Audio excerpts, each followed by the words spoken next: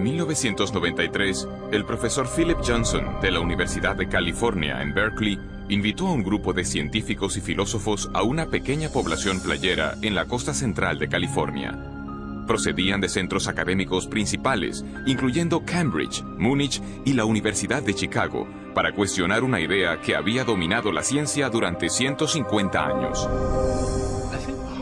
Creo que Pájaro Dunes representó un punto de inflexión para muchos de nosotros. Individualmente todos teníamos interrogantes acerca de la teoría evolucionista, pero cuando nos reunimos cada uno trajo algo propio a la mesa y de repente todos vislumbramos una nueva manera de contemplar la vida que ninguno habíamos visto antes por separado. Por mi parte diría que este fue un intenso periodo de mi vida. Parecía que había algo mucho más intelectualmente satisfactorio que el punto de vista que había mantenido hasta entonces. En retrospectiva, creo que esto me motivó para examinar la evidencia y ver a dónde yo creía que conducía. Vi que esto era más grande que cualquier persona o disciplina, y fue el inicio de una comunidad de científicos dispuestos a afrontar el misterio fundamental del origen de la vida.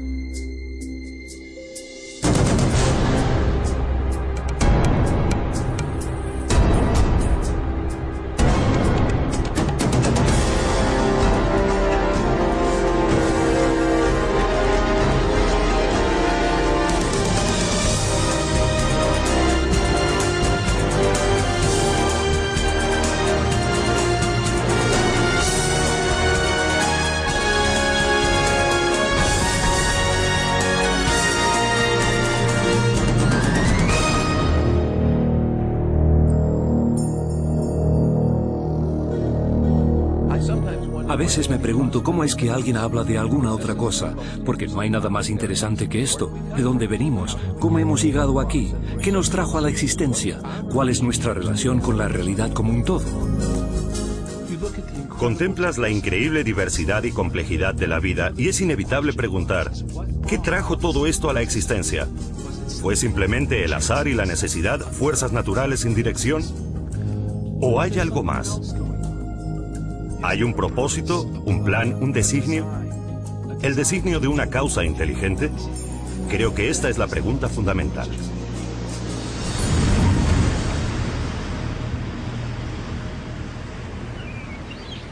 Los científicos de Pájaro Dunes emprendieron un nuevo examen del misterio del origen de la vida, porque cada uno tenía dudas acerca de las ideas evolucionistas generalmente aceptadas. Entre ellos, el bioquímico Michael Behe cuestionaba cómo unos procesos naturales habrían ensamblado las intrincadas estructuras de las células vivas. Dean Kenyon era un biólogo evolucionista que ya no creía que la química, por sí sola, pudiera explicar el origen de la vida en la Tierra.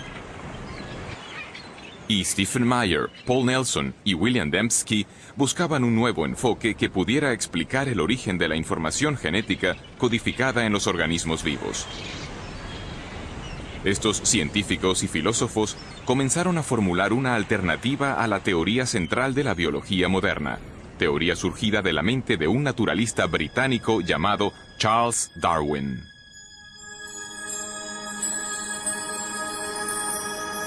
En 1831, Darwin, que a la sazón tenía 22 años, se incorporó a una expedición de exploración de 5 años organizada por el Imperio Británico.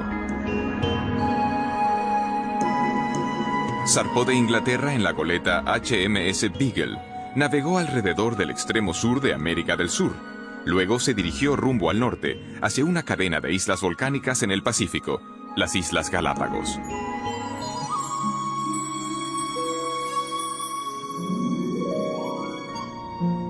En este desolado archipiélago, a 1000 kilómetros de la costa occidental de Ecuador, Charles Darwin pudo observar una extraordinaria variedad de aves, reptiles y mamíferos diferentes de todo lo que había visto antes.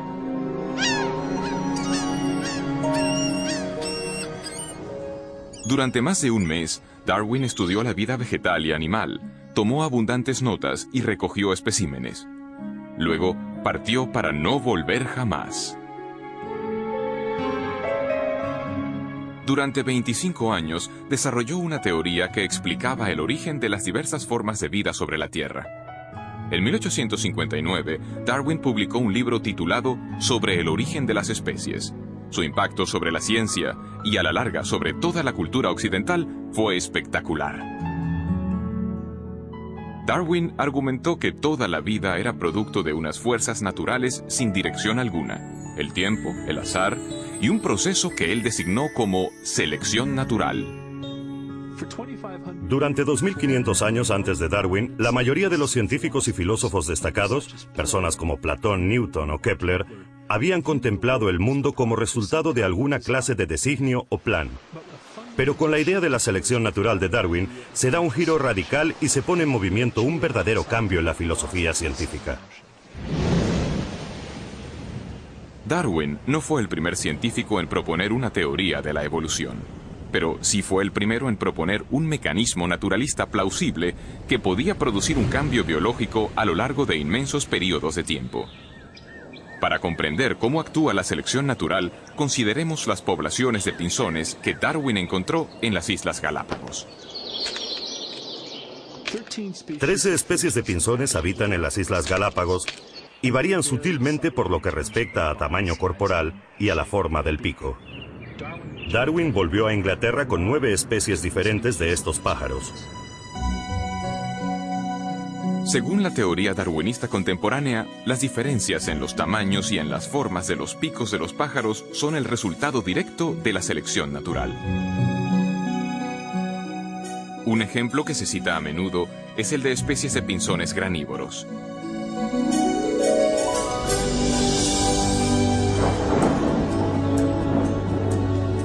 Después de temporadas de intensas lluvias, hay abundancia de pequeñas semillas blandas por todas las islas. Los pájaros con picos cortos pueden conseguir alimento con facilidad. Sin embargo, durante periodos de sequía, las únicas semillas disponibles están protegidas dentro de cáscaras duras y resistentes que permanecen en el suelo desde el año anterior. En estas circunstancias, solo pájaros con picos más largos y aguzados pueden romper las cáscaras y comer las semillas. Los pájaros con picos más largos sobreviven porque pueden alcanzar el alimento, mientras que otros pájaros no pueden. Así, el pico largo les confiere en este caso lo que los biólogos ahora llaman una ventaja funcional. Desafortunadamente, los pinzones con picos más pequeños mueren de hambre por no poder alcanzar el alimento. Si las condiciones de sequía persisten, el medio causa un cambio en los rasgos de toda la población de pinzones. Con el paso del tiempo, los picos largos pasan a sucesivas generaciones porque estos picos capacitan a los pájaros para sobrevivir. La selección natural era una idea convincente. Las variaciones físicas que resultaban ventajosas eran heredadas por generaciones sucesivas. Por medio de este proceso se alteraban las poblaciones y, con el paso del tiempo, surgirían organismos fundamentalmente diferentes, sin ninguna clase de dirección inteligente. Darwin quería explicarlo todo en la historia de la vida en términos de procesos naturales, no inteligentes, carentes de designio. Y cuando buscó una explicación, lo que encontró fue que un proceso que podía observar en las poblaciones domesticadas también funciona en el ambiente natural. Darwin conocía bien la crianza doméstica de animales. Él mismo había estudiado la crianza de palomas y sabía que, durante siglos, los criadores habían logrado cambios espectaculares en poblaciones seleccionando ciertos ejemplares. Darwin solo sugirió que este mismo proceso también opera en el ámbito natural. Para Charles Darwin, la selección natural explicaba la apariencia de designio sin un diseñador. Ya no había más necesidad de invocar una causa inteligente para la complejidad de la vida. De hecho, la selección natural pasó a ser como un diseñador sustituto. En la actualidad, el darwinismo se da generalmente por sentado en el campo científico y en el mundo académico. Sin embargo, y a pesar de su amplia aceptación, un creciente número de científicos y eruditos, incluyendo los que se reunieron en Pájaro Dunes, están cuestionando aspectos clave de la teoría darwinista. Cuando nos reunimos en Pájaro Dunes, desde luego no estábamos de acuerdo en todo, pero compartíamos una verdadera insatisfacción con el mecanismo de la selección natural y con el papel que se le daba en las explicaciones biológicas. La selección natural es un proceso real y funciona para explicar ciertas clases limitadas de variación. los cambios a pequeña escala. De hecho, tenemos muchos ejemplos de eso. Para lo que no funciona bien es para explicar lo que Darwin creía que podría explicar, la verdadera complejidad de la vida. Tenemos un pico de pinzón y luego tenemos el pinzón mismo. Un pequeño cambio en la estructura del pico frente al origen del organismo como tal. Son fenómenos de escala diferente. Son problemas de clase diferente. Y el problema importante para la biología es comprender dónde funciona la selección natural y dónde no funciona, y el porqué de la diferencia. La evidencia es muy convincente, y todos teníamos la sensación de que si dejábamos que la evidencia hablase por sí misma, nos llevaría en una dirección muy diferente, que nos alejaría de la selección natural hacia una conclusión distinta acerca del origen y de la naturaleza de la vida sobre la Tierra.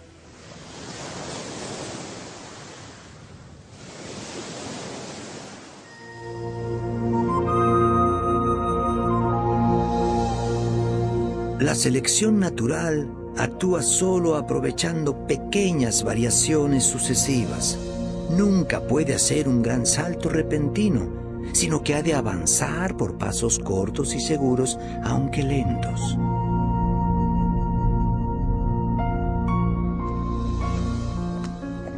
Es realmente interesante observar que cuanto más sabemos acerca de la vida y acerca de la biología, tantos más problemas tiene el darwinismo y tanto más evidente se hace el designio. Desde 1988, el Dr. Michael Behe ha investigado sistemas biológicos complejos que parecen desafiar la explicación de la selección natural. Durante muchos años creí que la evolución darwinista explicaba lo que veíamos en biología. No porque yo viera cómo podía verdaderamente explicarlo, sino porque me dijeron que lo explicaba. En las escuelas me enseñaron biología darwinista. Y luego, en la facultad y en los estudios de posgrado, viví un ambiente que daba por sentado que la evolución darwinista explicaba la biología. Y de nuevo, no vi ninguna razón para dudarlo. No fue sino hasta hace unos 10 años que leí un libro llamado Evolución, una teoría en crisis, de un genetista australiano llamado Michael Denton, donde exponía una gran cantidad de argumentos científicos contra la teoría darwinista que yo nunca había oído antes. Y los argumentos parecían bastante convincentes. En ese momento comencé a sentirme un poco molesto porque pensaba que me habían estado guiando por un camino falso. Aquí había una buena cantidad de sólidos argumentos y yo había hecho el doctorado en bioquímica, era miembro de la facultad y nunca había ni oído hablar de estas cosas. Y así, a partir de ese momento, me interesé en el tema de la evolución y desde entonces he decidido que los procesos darwinistas no son toda la explicación para la vida. El escepticismo de Michael Behe parte en buena medida de lo que la moderna biología ha descubierto acerca de la unidad más fundamental de la vida, la célula. En el siglo XIX, en vida de Darwin, los científicos creían que la base de la vida, la célula, era un simple glóbulo de protoplasma, como un pequeño fragmento de gelatina o algo que no era difícil de explicar en absoluto. Esta percepción no cambió demasiado hasta los 50, pero a lo largo de la última mitad del siglo XX, nuestro conocimiento de la célula ha avanzado de manera formidable.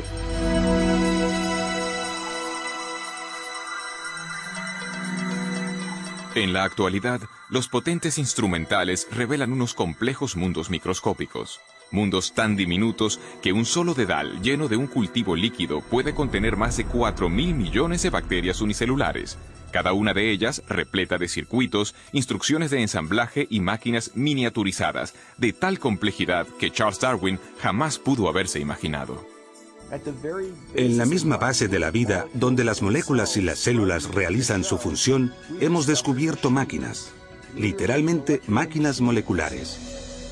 Hay diminutos camiones moleculares que transportan suministros de una parte a otra de la célula. Hay máquinas que capturan la energía de la luz solar y la transforman en energía utilizable. Hay tantas máquinas moleculares en el cuerpo humano como funciones realiza. De modo que cuando uno piensa en el oído, la vista, el olfato, el gusto, el tacto, la coagulación de la sangre, la acción respiratoria, la respuesta inmunológica, todo esto exige una multitud de máquinas.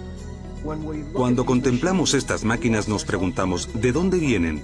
Y la respuesta rutinaria, la evolución darwinista, desde mi punto de vista, es sumamente inadecuada. A principios de los 90, en una serie de conferencias científicas, Behe comenzó a compartir sus dudas acerca de la capacidad de la selección natural para construir máquinas moleculares complejas. Una de las máquinas en particular le atrajo la atención. Recuerdo la primera vez que miré un libro de texto de bioquímica y vi un dibujo de algo que se llamaba el flagelo bacteriano, con todas sus piezas en toda su gloria. Tenía una región de propulsión y codo, el eje rotor y el motor. Y contemplé aquello y me dije, esto es un motor fuera de borda, esto ha sido diseñado, esto no es un ensamblaje de piezas al azar. La reacción de Behe no fue sorprendente, porque cada uno de los motores moleculares que impulsan a las bacterias en el seno de un líquido depende de un sistema de piezas mecánicas intrincadamente dispuestas. Estas piezas aparecen claras cuando se amplían porciones de una célula 50.000 veces.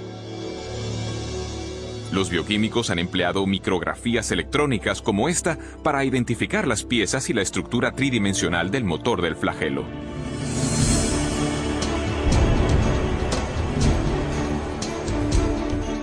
Con esta investigación han desvelado una maravilla de ingeniería a escala miniaturizada.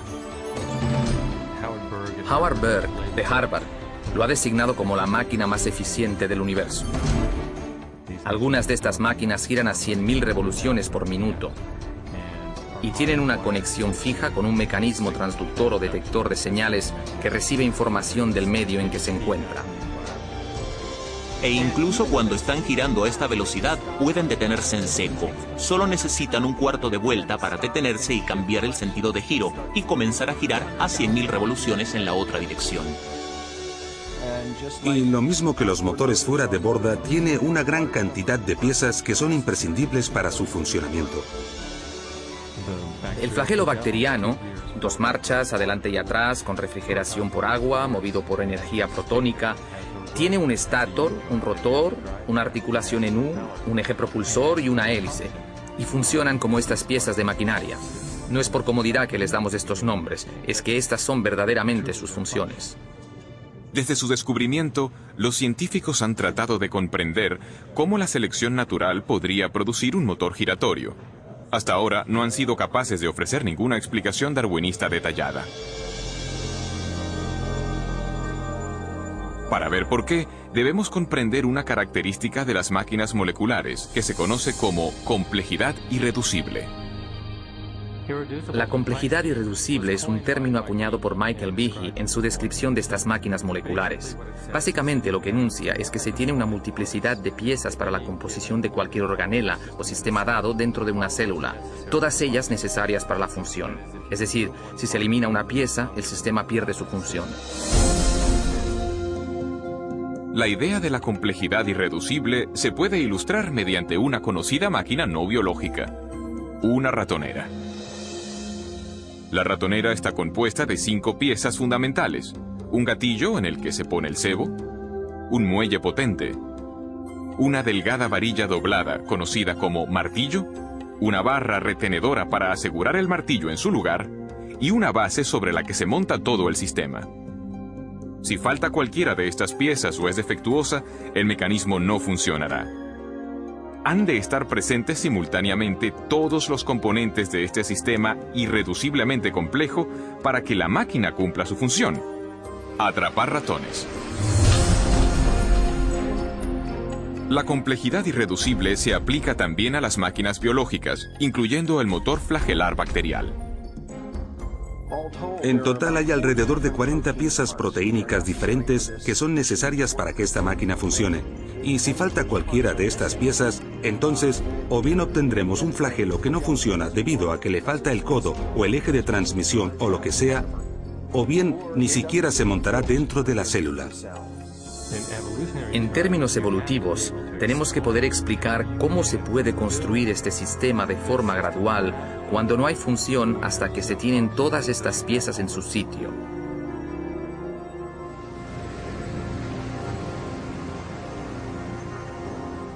La complejidad irreducible de las máquinas moleculares plantea un enérgico desafío al poder de la selección natural. Según la teoría de Darwin, incluso las estructuras biológicas muy complejas, como un ojo, un oído o un corazón, pueden construirse gradualmente a lo largo del tiempo en pequeños incrementos. Sin embargo, tal como Darwin puso en claro, la selección natural solo puede tener éxito si estos cambios genéticos al azar proporcionan alguna ventaja al organismo en evolución en su lucha por la supervivencia. Como he intentado demostrar, no es necesario suponer que las modificaciones fuesen todas simultáneas, si eran sumamente ligeras y graduales. La selección natural está examinando las más ligeras variaciones, rechazando las malas, preservando y acumulando todas las buenas. Con todo, algunos científicos dudan de que las pequeñas variaciones de Darwin pudieran haber creado un flagelo bacteriano cuando no existía tal mecanismo. ¿Cómo pudo algo nuevo, como un motor de un flagelo bacteriano y todos los componentes que van con el mismo, cómo pudo desarrollarse a partir de una población de bacterias que no tuviesen este sistema? Y ello cuando cada cambio, según la teoría de Darwin, ha de proporcionar alguna clase de ventaja. Imaginemos un escenario así al inicio de la historia de la Tierra. Una bacteria en evolución desarrolla de alguna manera una cola y quizá incluso las piezas necesarias para unirla a la pared celular. Sin embargo, sin un ensamblaje completo de motor, esta innovación no proporcionaría ventaja alguna a la célula. En lugar de ello, la cola permanecería inmóvil e inútil, invisible para la selección natural que, por definición, solo puede favorecer cambios que ayuden a la supervivencia. La lógica de la selección natural es muy exigente. A menos que el mecanismo del flagelo esté totalmente ensamblado y funcione de verdad, la selección natural simplemente no puede preservarlo, no puede pasar a la siguiente generación. El punto importante a comprender acerca de la selección natural es que selecciona solo con vistas a una ventaja funcional. En la mayoría de los casos, lo que hace la selección natural es eliminar cosas que carecen de función o que tienen una función que perjudica al organismo. De modo que si se tuviese una bacteria con una cola que no funciona como flagelo, lo más probable es que la selección natural la eliminase. La única manera en que un flagelo sea seleccionado es que el flagelo funcione, y esto significa que todas las piezas del motor han de estar en su sitio para empezar. De modo que la selección natural no puede producir el flagelo bacteriano, solo puede actuar después de que el flagelo está ahí y es operativo.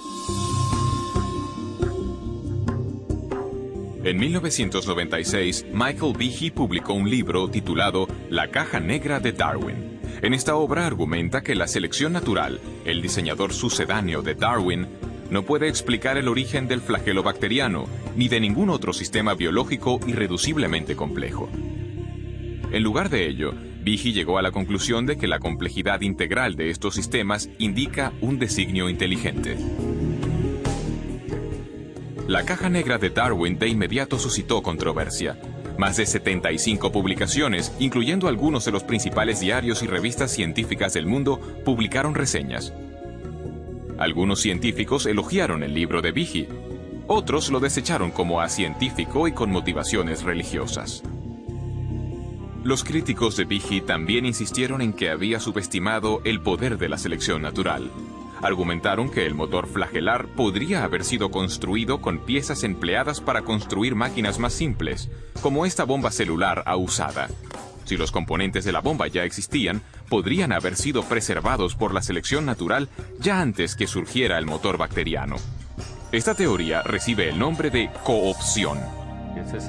Esto básicamente significa que la evolución o la selección natural pudo en cierto momento tomar prestados componentes de una máquina molecular y utilizar algunos para construir una nueva. Scott Minnick ha estudiado el motor flagelar durante 20 años. Su investigación le ha llevado a cuestionar el argumento de la coopción. Con el flagelo bacteriano, hablamos de una máquina con 40 piezas. Sí, es cierto que 10 están empleadas en otras máquinas moleculares, pero las otras 30 son peculiares. Así que, ¿de dónde las vamos a tomar prestadas?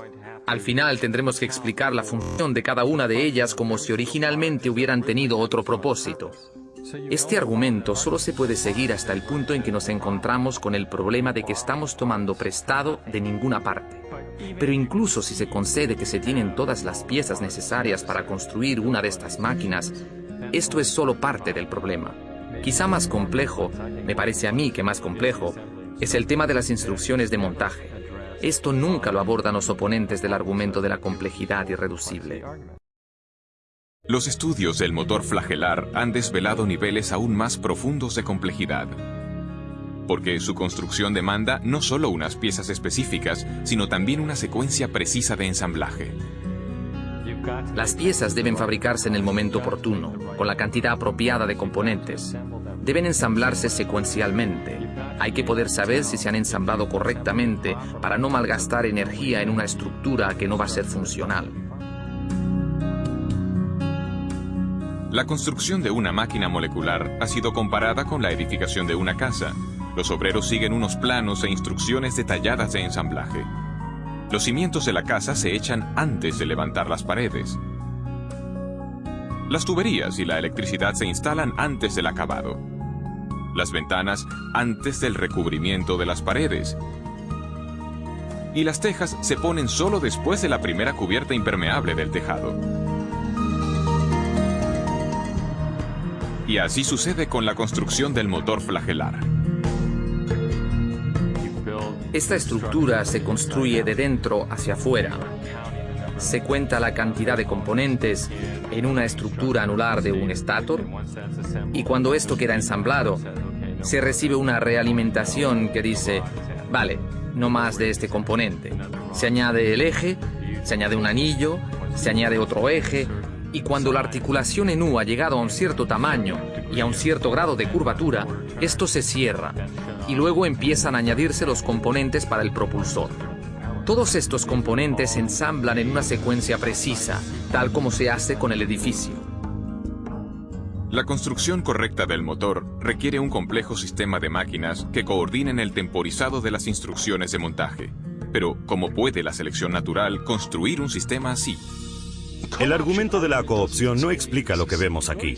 Para poder construir el mecanismo del flagelo o decenas de miles de otros mecanismos semejantes en la célula, son necesarias otras máquinas que regulen el ensamblaje de estas estructuras, y estas máquinas precisan de otras máquinas para su ensamblaje. Solo que falte una de estas piezas o que esté donde no le corresponde, el motor no funcionará. De modo que el sistema para ensamblar el motor flagelar es por sí mismo irreduciblemente complejo. De hecho, lo que tenemos aquí es complejidad irreducible en cascada. Sabemos mucho acerca del flagelo bacteriano. Todavía tenemos mucho que aprender, pero sabemos mucho acerca de él. Y no hay explicación acerca de cómo esta compleja máquina molecular fue jamás producida por un mecanismo darwinista. Hace 150 años, los científicos no tenían conocimiento de las máquinas moleculares de complejidad irreducible. Sin embargo, Charles Darwin consideró la dificultad de que sistemas como estos podrían plantear a su teoría. Si pudiera demostrarse que existió un órgano complejo que no se formó por numerosas y ligeras modificaciones sucesivas, mi teoría fracasaría por completo.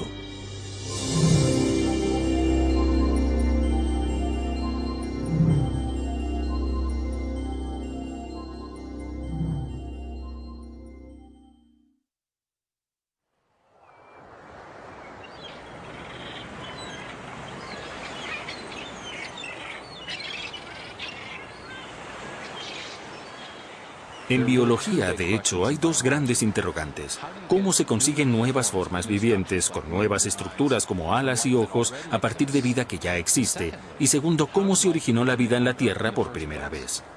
Hoy sabemos que Darwin pasó la mayor parte de su vida formulando una respuesta a la primera pregunta.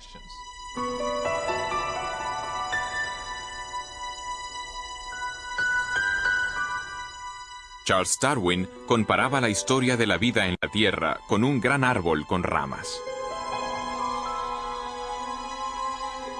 La base del árbol representaba la primera célula viviente, y las ramas eran nuevas formas de vida más complejas que habían evolucionado a partir del primer organismo primitivo. Darwin intentaba explicar cómo se habían originado las ramas del árbol de la vida. Intentaba mostrar cómo la selección natural pudo haber modificado los organismos existentes para producir la gran diversidad de vida vegetal y animal que llena hoy la Tierra. Pero cuando se trataba de la base del árbol, que representa el origen de la vida primera, de la primera célula viva, Darwin tenía muy poco que decir. De hecho, en el origen de las especies ni siquiera trató la cuestión de cómo la vida pudo haberse originado de la materia no viviente. Las únicas pistas que tenemos de las opiniones de Darwin acerca de esta cuestión aparecen en una carta que envió a un colega llamado Joseph Hooker.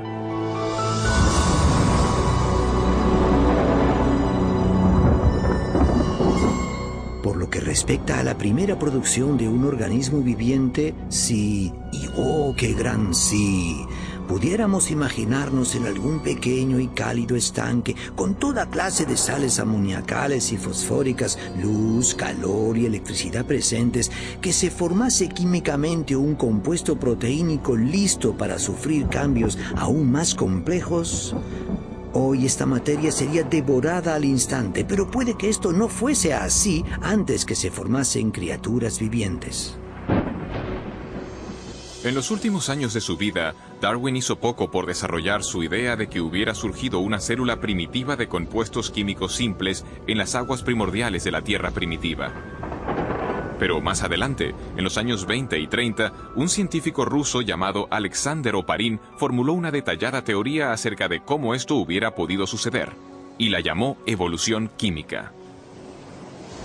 Oparin creía que podía explicar el origen de la primera vida con los principios darwinistas. Imaginó unos compuestos químicos simples que se combinaban y recombinaban para formar moléculas mayores, y estas moléculas más grandes se organizaban a sí mismas con la ayuda de variaciones al azar y de la selección natural para constituir la primera célula primitiva. En las 3 décadas siguientes, muchos científicos trabajaron para desarrollar y afinar estas ideas, mientras ponderaban las cuestiones suscitadas, tanto por Oparin como por Darwin. ¿Cómo pudo evolucionar la vida a partir de unos compuestos químicos simples? Un hombre creyó que lo sabía. El problema de los orígenes biológicos, por un largo tiempo, diría yo, ha sido de un profundo interés para mí precisamente por la escala del problema, por su importancia. ¿De dónde venimos? ¿Por qué estamos aquí? Toda esa clase de preguntas exploradas desde el punto de vista de la ciencia natural. Desde finales de los 60 hasta principios de los 80, Dean Kenyon fue uno de los teorizadores químicos evolucionistas del mundo. Y como otros en su campo, intentaba explicar el origen de la vida por medio de un proceso puramente natural. En 1969, Kenyon fue coautor de un importante libro sobre el origen de la vida. Gary Steinman y yo mismo creíamos que si lográbamos reunir en una exposición seguida todas las líneas de evidencia empírica acumuladas desde los 60, nos entusiasmaba la posibilidad de explicar el origen de los principales elementos componentes de la vida.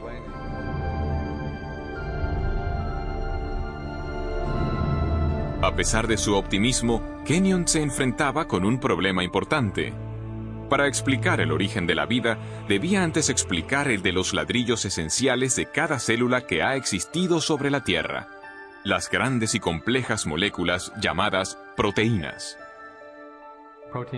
Las proteínas tienen una amplia gama de funciones en la célula, desde los requisitos estructurales, en términos del andamiaje de la célula, el citoesqueleto, a los enzimas, donde están procesando moléculas para captar energía o construir componentes de la célula. Las proteínas realizan muchos de los trabajos en el interior de la célula, excepto almacenar información genética. Esto se deja para el ADN y el ARN. Las proteínas realizan tareas como la limpieza de la célula y la producción de energía. Kenyon sabía que las proteínas debieron ser tan importantes para la primera vida como para las células vivas actuales. También reconoció la complejidad de su construcción. Hacia los 60, los científicos habían determinado que incluso las células simples están compuestas de miles de proteínas diferentes, y que su función se deriva de sus formas tridimensionales sumamente complejas. Las formas irregulares de algunas proteínas les permiten catalizar o desencadenar reacciones químicas debido al ajuste tipo llave-cerradura que tienen con otras moléculas en la célula. Mientras que otras moléculas proteínicas forman componentes estructurales tipo machiembrado. Cada una de las piezas individuales de un motor bacteriano, como esta estructura anular, está formada de una sola molécula de proteína, de un conjunto de proteínas ensamblado de una forma específica. Estas proteínas están constituidas a su vez por unas unidades químicas más pequeñas llamadas aminoácidos, enlazadas en largas cadenas. Aparece un gran nivel de complejidad de arquitectura en estas unidades celulares, en estos aminoácidos constituyentes de las proteínas. En la naturaleza se emplean 20 tipos diferentes de aminoácidos para construir cadenas de proteínas. Los biólogos los han comparado con las 27 letras del alfabeto. Las letras del alfabeto se pueden ordenar en una enorme cantidad de combinaciones posibles y es la disposición de la secuencia de las letras la que determina si tenemos palabras y frases con significado. Si las letras están bien colocadas se obtiene un texto con sentido, pero si no se ordenan de forma correcta se obtiene una jerigonza. El mismo principio sirve para los aminoácidos y las proteínas. Hay al menos 30.000 tipos distintos de proteínas, cada una a partir de una combinación diferente de los mismos 20 aminoácidos. Estos están ordenados, como letras, para formar cadenas de a menudo cientos de unidades. Si los aminoácidos son secuenciados correctamente, la cadena se doblará para formar una proteína funcional. Las proteínas se ordenan con sus aminoácidos de tal manera que los aminoácidos caen el uno sobre el otro en una arquitectura que está preprogramada por el orden de los aminoácidos. Se dobla formando una estructura específica y esa estructura puede realizar una determinada función. De modo que todas las proteínas en una célula tienen una forma tridimensional basada en la secuencia de los aminoácidos en la cadena.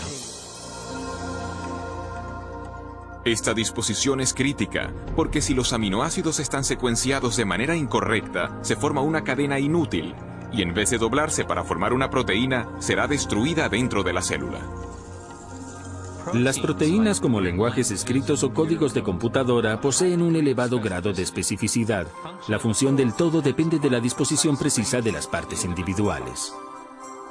Pero, ¿qué es lo que produce el secuenciado preciso de los aminoácidos que da lugar a las formas y funciones específicas de las proteínas?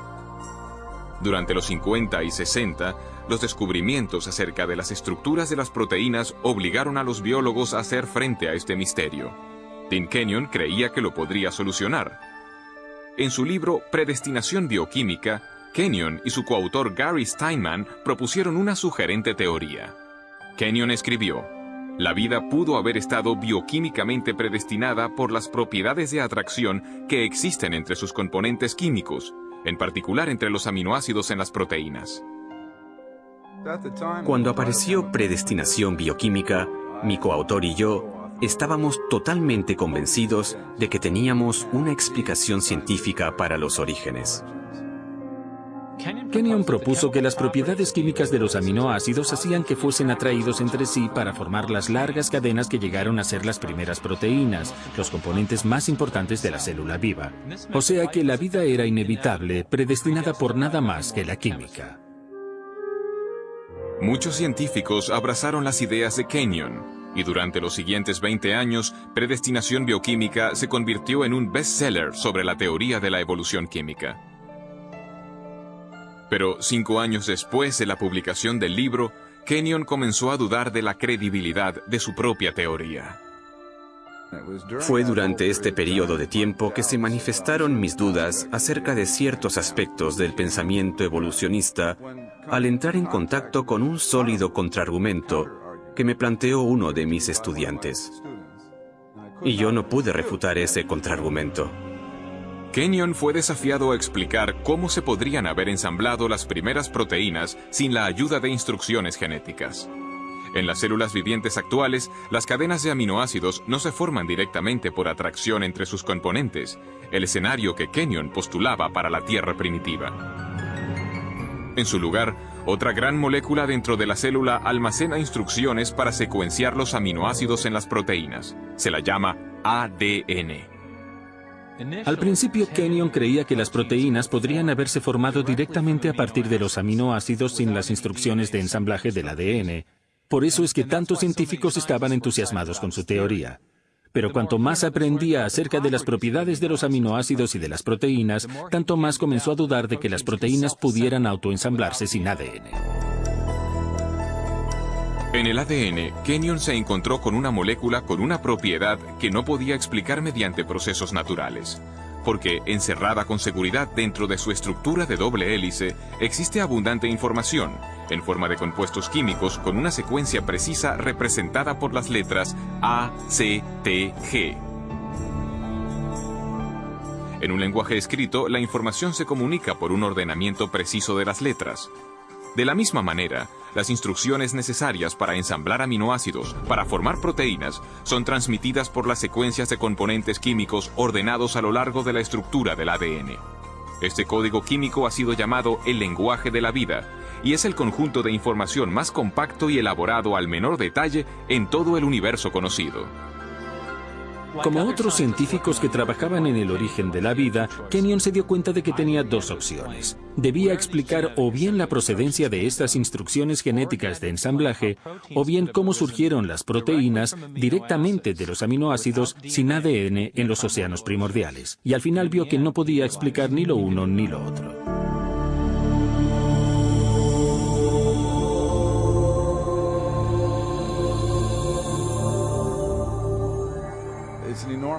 Es un enorme problema cómo hubiera podido reunirse en un diminuto volumen submicroscópico del océano primitivo todos los cientos de diferentes componentes moleculares que se necesitarían para establecer un ciclo de autorreplicación. Y así fue como mis dudas acerca de si los aminoácidos podrían ordenarse a sí mismos en secuencias biológicas con significado, sin la presencia de un material genético preexistente, llegaron, para mí, a un punto intelectual decisivo hacia el final de la década de los 70. Mientras Kenyon reevaluaba su teoría, nuevos descubrimientos bioquímicos debilitaron más aún su convicción de que los aminoácidos se organizaran ellos solos para formar proteínas. Cuanto más efectuaba mis propios estudios, incluyendo un periodo en el Centro de Investigaciones Ames de la NASA, tanto más evidente se hacía que había múltiples dificultades con la explicación de la evolución química. Y el posterior trabajo experimental demostró que los aminoácidos no tienen la capacidad de ordenarse a sí mismos para formar ninguna secuencia biológica con significado. Enfrentado a crecientes dificultades con su propia teoría y a un creciente cuerpo de datos científicos acerca de la importancia del ADN, Kenyon se vio forzado a hacer frente a la absoluta necesidad de la información genética. Cada vez más pensaba en la alternativa que se presentaba en la crítica y en el enorme problema que todos los que trabajamos en este campo habíamos descuidado de afrontar, el problema del origen de la información genética misma. Entonces tuve que reexaminar toda mi posición tocante a los orígenes. Para Dean Kenyon, un nuevo interrogante llegó a ser el foco de su investigación en búsqueda del origen de la vida. ¿Cuál era la fuente de la información biológica en el ADN? Si se podía llegar al origen de los mensajes codificados dentro de la maquinaria viviente, entonces habríamos dado con algo intelectualmente mucho más satisfactorio que esta teoría de evolución química. Kenyon se daba cuenta de que las alternativas se iban reduciendo. Para la década de los 70, la mayoría de los investigadores rechazaba la idea de que la información necesaria para construir la primera célula se produjera por el mero azar.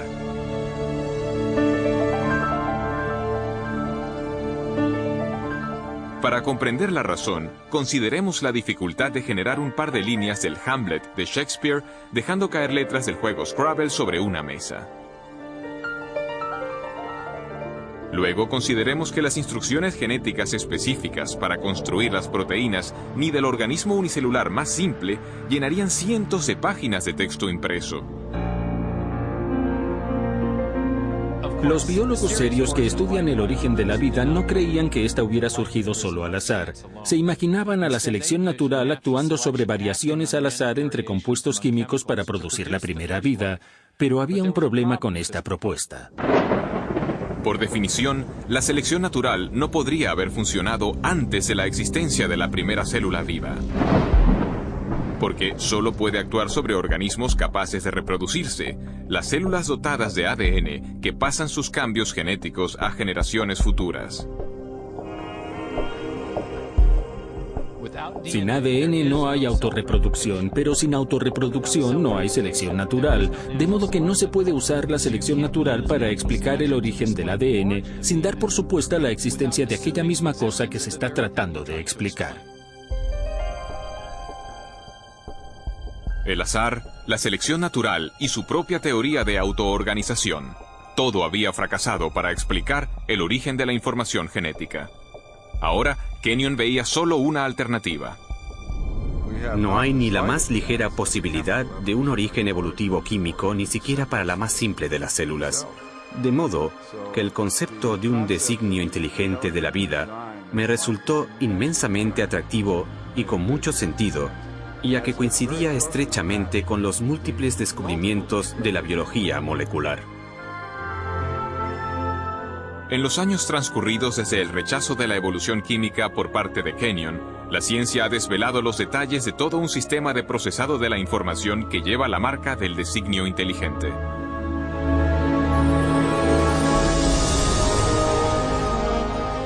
Con animación por computadora podemos entrar en la célula para ver este asombroso sistema en acción.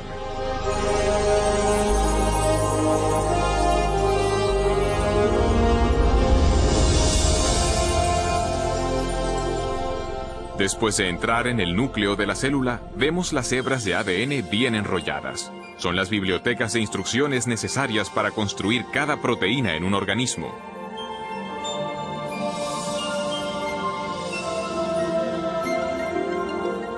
En un proceso conocido como transcripción, una máquina molecular desenrolla primero una sección de la hélice del ADN para exponer las instrucciones genéticas necesarias para ensamblar una molécula específica de proteína.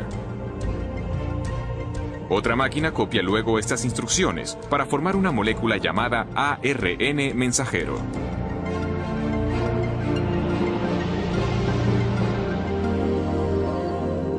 Cuando se ha completado la transcripción, la delicada hebra de ARN lleva la información genética a través del complejo de poros del núcleo, el regulador de tráfico adentro y afuera del núcleo.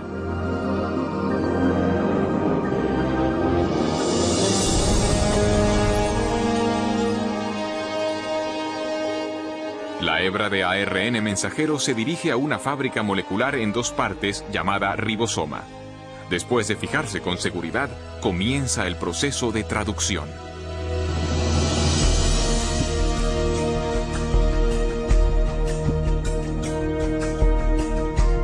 Dentro del ribosoma, una cadena de montaje molecular ensambla una cadena de aminoácidos secuenciada de una manera específica.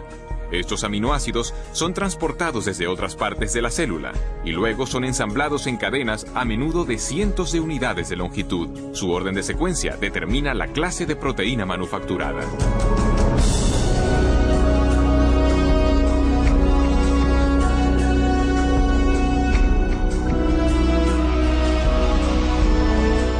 Cuando se completa la cadena, se transporta desde el ribosoma a una máquina con forma de barril que ayuda a doblarla en la forma precisa y crítica para su función.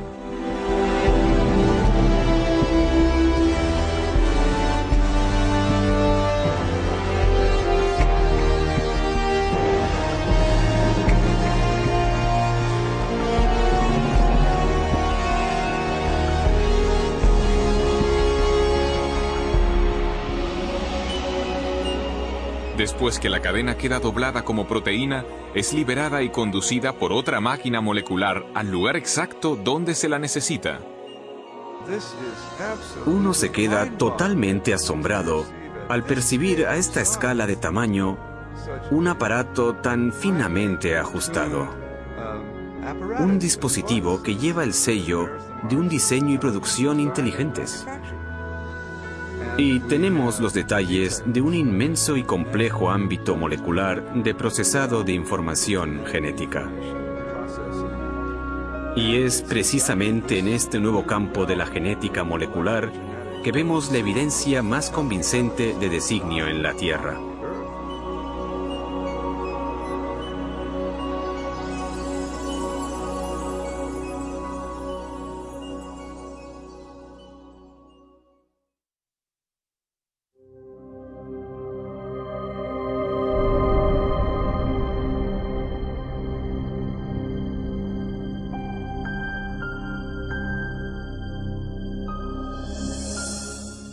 Cuando observo máquinas moleculares o el proceso increíblemente complejo por el que se dividen las células, debo preguntarme, ¿es posible que haya una inteligencia detrás de todas estas cosas? ¿Que haya un plan y un propósito para esta estructura? La ciencia debería ser una investigación en búsqueda de la verdad acerca del mundo. En tal caso, no deberíamos prejuzgar lo que pudiera ser verdad. No deberíamos decir, no me gusta esta explicación, pues la dejo de lado. Más bien, cuando topamos con un enigma de la naturaleza, deberíamos aplicarle todas las posibles causas que lo pudieran explicar. Uno de los problemas que tengo con la teoría de la evolución es que excluye artificialmente un tipo de causa incluso antes de que la evidencia haya tenido la posibilidad de hablar. Y la causa que se excluye es la inteligencia. Desde finales del siglo XIX, desde la época de Darwin, de hecho en parte debido a la obra de Darwin, El origen de las especies, los científicos llegaron a aceptar una definición de ciencia que excluye la posibilidad del designio como explicación científica. Y esta convención tiene un nombre, se llama naturalismo metodológico. Y significa sencillamente que si uno va a ser científico, debe limitarse a explicaciones que recurran solo a causas naturales. No se puede invocar a la inteligencia como causa. Y sin embargo, constantemente deducimos la presencia de inteligencia. Es parte de nuestro razonamiento reconocer los efectos de la inteligencia. Consideremos, por ejemplo, estos mensajes en jeroglíficos tallados en las ruinas de monumentos egipcios. Nadie atribuiría las formas y ordenaciones de estos símbolos a causas naturales, como tempestades de arena o la erosión. Más bien, las reconocemos como obra de antiguos escribas, unos agentes humanos inteligentes. Un razonamiento similar nos lleva a concluir que las misteriosas figuras de piedra de la isla de Pascua no se formaron por la acción del viento y del agua durante largos espacios de tiempo. Tampoco pretendemos que las plantas puedan adquirir estas formas tan familiares sin alguna clase de dirección inteligente. Constantemente hacemos estas inferencias y sabemos que son correctas, pero la cuestión es, ¿en base a qué sacamos estas conclusiones? ¿Cuáles son los rasgos que nos permiten reconocer la inteligencia? Recientemente, en su libro La inferencia del designio, el matemático William Dembski ha hecho un importante avance en la comprensión del razonamiento acerca del designio. Dembski ha identificado los rasgos específicos de los artefactos que nos llevan a reconocer una actividad inteligente previa. Llegué a esto intentando examinar cómo razonamos acerca del designio. ¿Cuáles son los pasos lógicos que seguimos para llegar a la conclusión de que hay designio en algo?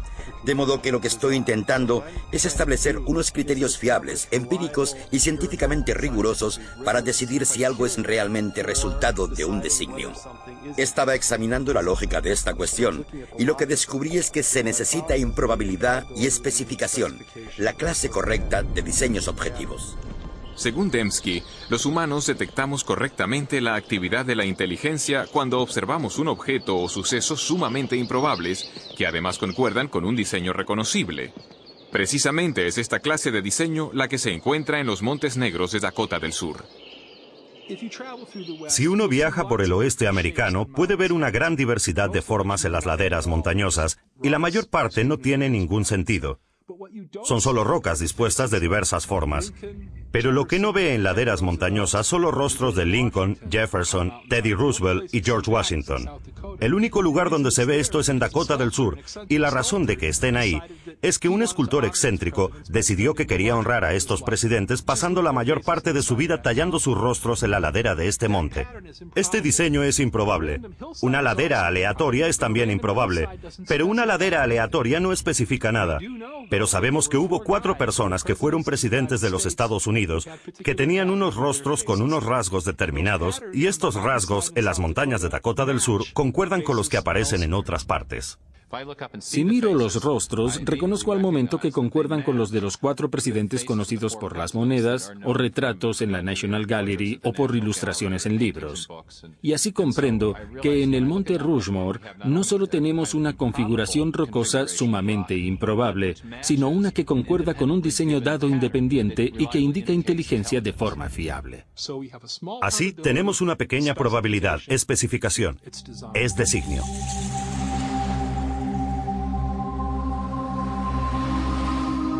En una playa, otro diseño improbable escrito en la arena ilustra cómo detectamos el designio. Nadie inferiría que este mensaje fue escrito por el movimiento de las mareas. Al contrario, por las características de este diseño, identificamos las palabras como producto de la inteligencia. Este ordenamiento improbable también se ajusta a un diseño dado independientemente, esto es, las formas de las letras que reconocemos del alfabeto latino y las palabras que conocemos del vocabulario inglés. Y de este modo es la improbabilidad de esta disposición, junto al hecho de que se ajusta a una pauta dada independientemente, lo que lleva a la conciencia de que hay un designio. Esta ilustración sugiere que los criterios de William Dembski para la detección del designio, una probabilidad pequeña y especificación, son esencialmente equivalentes a información. El tipo de información presente no solo en imágenes, textos escritos y secuencias numéricas, sino también codificada en software y en las ondas radioeléctricas. La capacidad de detectar información en transmisiones electromagnéticas ha posibilitado una singular búsqueda de inteligencia. Durante más de 3 décadas, astrónomos del programa SETI, Búsqueda de Inteligencia Extraterrestre, han rastreado señales de radio del espacio exterior para intentar descubrir pautas llenas de información. Normalmente, los radiotelescopios reciben ruido aleatorio o señales repetitivas producidas de modo natural por estrellas, galaxias y otros cuerpos celestes. Pero los astrónomos reconocen que si llegan a identificar una señal portadora de información, esto confirmaría la existencia de vida inteligente más allá de la Tierra. Algunos han especulado que una civilización extraterrestre podría haberse intentado comunicar transmitiendo mensajes en el lenguaje universal de las matemáticas, quizá mediante una pauta reconocible, como una serie de números primos. Esto no se obtendría por azar. Se necesitaría complejidad o improbabilidad, muchísimos números primos y una pauta. Tendría que ser justo la pauta adecuada, no la que uno imponga, sino una que esté ahí objetivamente. Hasta hoy, el SETI ha fracasado en su intento de descubrir cualquier pauta o información que pudiera indicar una inteligencia en una galaxia lejana.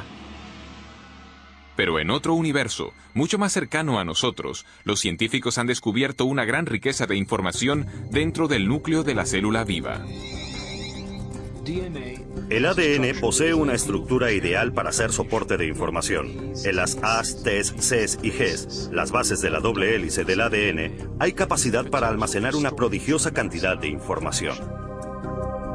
De hecho, no hay entidad en todo el universo conocido que almacene y transmita más información y de una manera más eficiente que la molécula de ADN. Una secuencia completa de ADN humano tiene 3.000 millones de caracteres individuales. El análisis de las zonas de codificación de la molécula del ADN muestra que sus caracteres químicos tienen un orden específico que les permite comunicar instrucciones o información detalladas, muy parecido a letras en una frase o a dígitos binarios en un código de computadora. Bill Gates dijo que el ADN es como un programa de computadora, pero más complejo que cualquiera que hayamos podido desarrollar. Y si lo pensamos siquiera por un minuto, resulta una observación de lo más sugerente. Porque sabemos que Bill Gates no emplea el viento, ni la erosión, ni generadores de números aleatorios para crear su software. Él emplea ingenieros inteligentes, ingenieros de sistemas computacionales. Así, todo lo que sabemos en nuestra experiencia sugiere que los sistemas ricos en información surgen del designio inteligente. Pero ¿qué hacemos del hecho de que hay información en la vida, en cada célula viva de cada organismo vivo? Este es el misterio fundamental. ¿De dónde procede esta información? Durante los últimos 15 años, el filósofo y científico Stephen Meyer ha estado trabajando para dar respuesta a esta pregunta. Meyer ha desarrollado un argumento para demostrar que el designio inteligente proporciona la mejor explicación para el origen de la información necesaria para construir la primera célula viva. Forma parte de nuestra base de conocimiento que los agentes inteligentes pueden producir sistemas ricos en información. De modo que este argumento no se basa en lo que no sabemos, sino que se basa en lo que sí sabemos acerca de la estructura de causa y efecto del mundo. Hoy en día sabemos que no hay explicación naturalista, que no existe ninguna causa natural que produzca información. Ni la selección natural, ni procesos de autoorganización, ni el puro azar. Pero sí que sabemos de una causa capaz de producir la información, y es la inteligencia. Así que cuando alguien infiere designio por la presencia de información en el ADN, de hecho, está haciendo lo que en las ciencias históricas se denomina una inferencia hacia la mejor explicación. De modo que cuando encontramos un sistema rico en información en la célula, concretamente en la molécula de ADN, podemos inferir que una inteligencia entró en juego en su origen, incluso aunque no estuviéramos allí para observar el origen del sistema. El trabajo de Meyer sobre el origen de la información genética forma ahora parte de un creciente alegato científico en favor del designio, surgido de una reunión de científicos y filósofos en la costa central de California en 1993. Su objetivo era reexaminar una idea que había dominado la biología durante más de un siglo. Durante el proceso concibieron una teoría que se ha conocido como designio inteligente. Para mí, la gran promesa del designio es que nos da un nuevo instrumento y una explicación que pertenecen al conjunto de instrumentos de la ciencia. Las causas inteligentes son reales, dejan evidencia de su existencia. Y una ciencia sana es una ciencia que busca la verdad y que deja que la evidencia hable por sí misma. El argumento a favor del designio inteligente se basa en una observación de los hechos. Ahora bien, esta es mi definición de buena ciencia. Es observación de los hechos. Y cuando se observan los hechos, como lo hizo Michael Behe, ¿qué es lo que se observa? Se observa este increíble diseño de complejidad interrelacionada. Y la forma como llegamos a la conclusión de un designio inteligente para el flagelo bacteriano es la misma que para un motor fuera de borda. En el fuera de borda vemos cómo las piezas interactúan y sabemos que esto lo hizo alguien. El razonamiento es el mismo para las máquinas biológicas, de modo que la idea del designio inteligente es totalmente científica.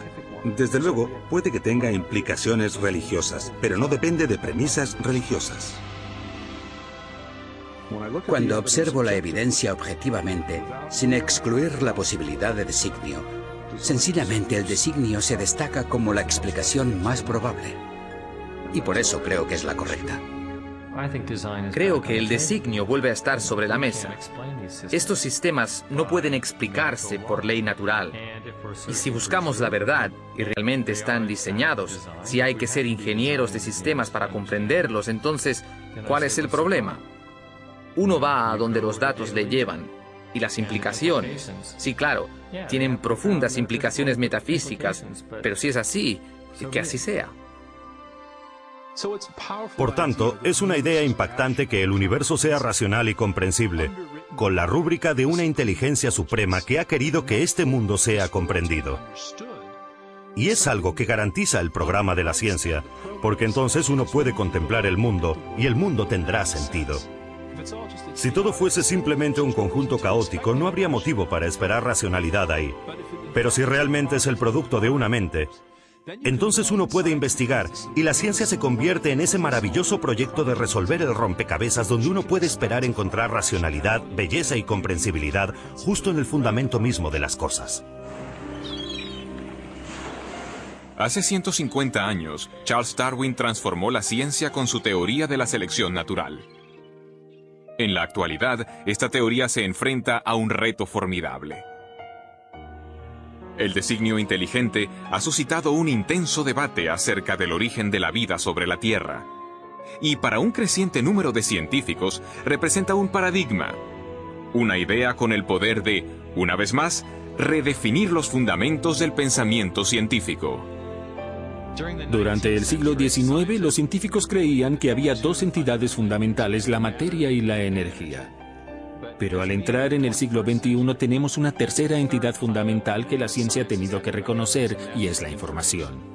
Y con la biología de la edad de la información crece la sospecha de que lo que estamos viendo en la molécula de ADN es realmente un artefacto de la mente, un artefacto de la inteligencia, algo que solo puede explicarse como producto de un designio inteligente.